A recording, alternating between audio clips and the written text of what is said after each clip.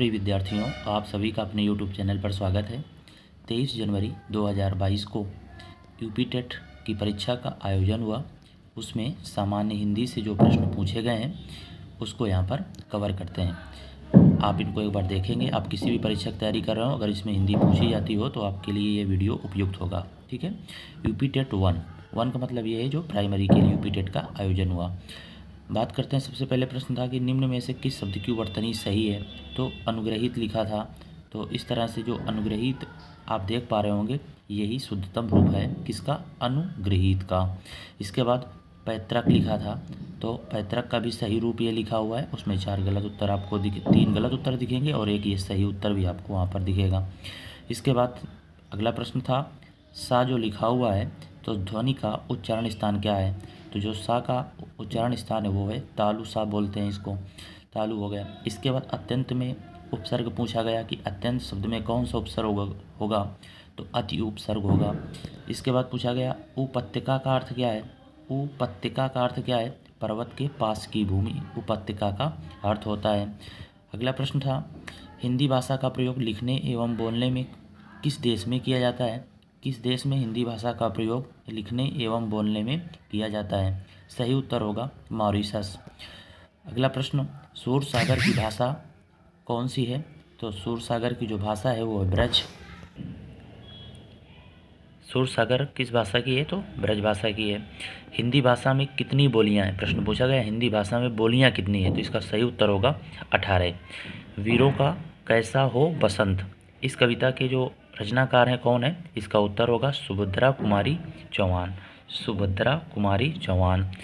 इसके बाद क्षेत्रीय शब्द में कौन सा विशेषण होगा पूछा गया, तो क्षेत्रीय शब्द में गुणवाचक विशेषण होगा। सामाजिक शब्द में कौन सा प्रत्यय होगा और मूल शब्द होगा, तो समाज प्लस इक से मिलकर बनता है सामाजिक। तो समाज हुआ मूल शब्द और इक हुआ प्रत्यय। इसके बाद घुमक्कड़ में कौन सा प्रत्यय, तो घुमक्कड़ में अक्कड़ प्रत्यय होता है। अकाल का पर्यायवाची दुर्भिक्ष। निष्कपट में संधि विच्छेद करना था, तो निह प्लस कपट।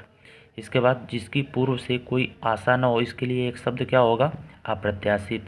मुझसे उठा नहीं गया, इसमें कौन सा वाच्य होगा, इसका उत्तर होगा भाववाच्य। आगे देखते हैं आँख की किरकिरी होने का क्या अर्थ होता है, तो आँख की किरकिरी होने का अर्थ होता है अप्रिय लगना। इसके बाद पूछा गया शून्य का तत्सम रूप क्या होगा, तो शून्य का तत्सम रूप होगा शून्य। समास का विलोम, समास शब्द का विलोम क्या होगा, इसका उत्तर होगा व्यास। आगे बात करते हैं 4 गज मलमल, इसमें कौन सा विशेषण होगा, तो 4 गज, गज भी लगा है और 4 भी लगा है, तो इसमें होगा परिमाण बोधक विशेषण। अब देखते हैं अध्यापक देखते ही छात्र पढ़ते हैं। अध्यापक देखते ही हैं कि छात्र पढ़ते हैं, क्या लिखा हुआ है, अध्यापक देखते हैं कि छात्र पढ़ते हैं। यहाँ पर किस शब्द लगा हुआ है, इसमें पूछा गया किस प्रकार का वाक्य है, सरल है, संयुक्त है, मिश्र है, तो इसका सही उत्तर होगा मिश्र वाक्य।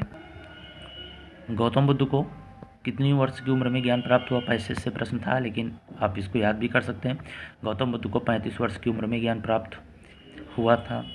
महावीर स्वामी का जन्म कहाँ हुआ, तो महावीर स्वामी का जन्म वैशाली कुंडग्राम में हुआ। स्वच्छंद में कौन सी संधि है, तो इसका उत्तर है स्व प्लस छंद व्यंजन संधि है, जिसमें जैसे अनुच्छेद होता है, अनु प्लस छेद चा का लोप हो जाता है, तो जब संधि युक्त करेंगे तो चा आ जाएगा। तो स्वच्छंद में कौन सी संधि है, तो व्यंजन संधि है। तद्भव पत्रिका के संपादक कौन है, तो अखिलेश हैं। 12 बरस लो कुकल जीवें और 13 लो जिए सियार, इस पंक्ति किसकी पंक्ति है, तो जगनिक की है। मौखिक अभिव्यक्ति का रूप क्या है, तो मौखिक अभिव्यक्ति का रूप आशुभाषण है।